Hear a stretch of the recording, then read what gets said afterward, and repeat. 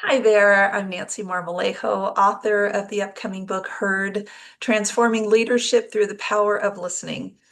And one of the biggest deterrents to being a good listener, whether it's a listener for your friends or your partner or at work, has to do with being fully present. It's hard. There's a lot of distractions. We got our phones sitting around. We've got noises everywhere. We're thinking about things that we have to do right after we're talking to somebody. There's so many distractions.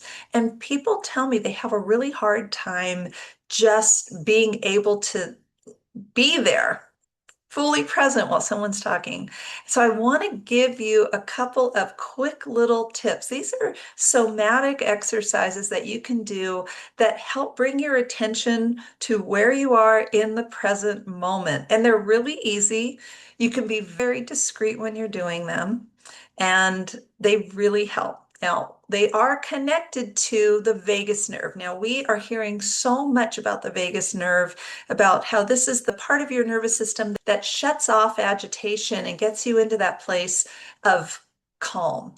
That's the most important thing, because if your mind is racing and you're worried about all these different things and you're feeling a lot of stress, it's very hard to be a present listener for someone.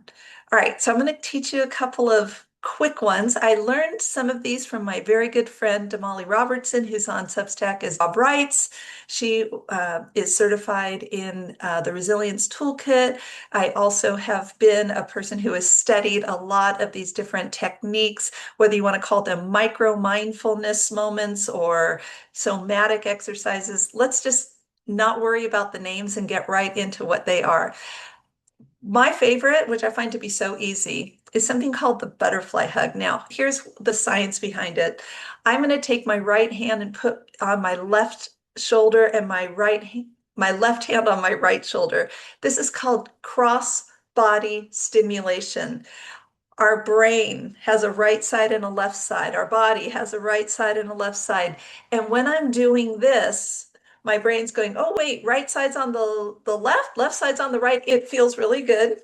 Some people do it like this. They put their hands kind of close and they do it on their chest. Some people put their hands crossed and do it over their lap. You're making a little sound. You could be very discreet and do this, but what it's doing is it's signaling to your brain that it can focus, that it can get into a place of more calm and presence. Similar to the butterfly hug, which I just love that one. Who doesn't love the word butterfly hug, is something called an arm sweep. Now, when I'm working with the leadership teams and they're like, I'm not going to do a butterfly hug, people are going to see me and laugh. I said, do an arm sweep. You're brushing crumbs off of your sleeve. It's that same thing. It's tactile.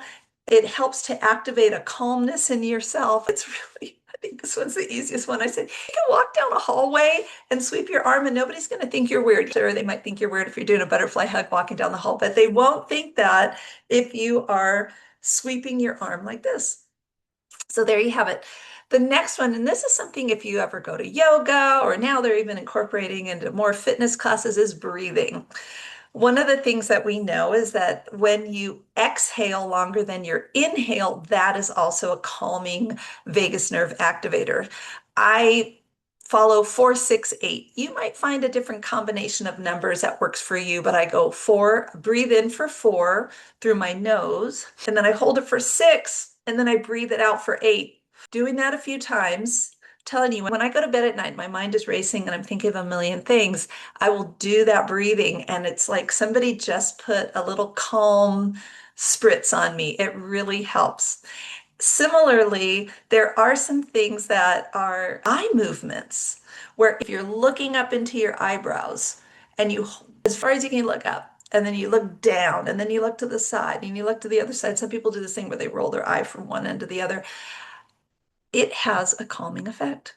So these are some little tiny things that you can do right before a conversation, right before a meeting, right before maybe you have to work something out with somebody. Help yourself get into that place of calm, that place of presence, so that whoever it is that you're interacting with all can be heard. All right. Tell me what you think about those. Give them a try. Maybe everybody's going to walk around like this and think it's the newest thing. We'll see. I want you to have fun with these. I want you to find what works for you. And also, whatever your body responds to. For some people, this might be a difficult action. You will adapt this for you, but there is something for everybody to give it a try to help again bring yourself to that place of presence.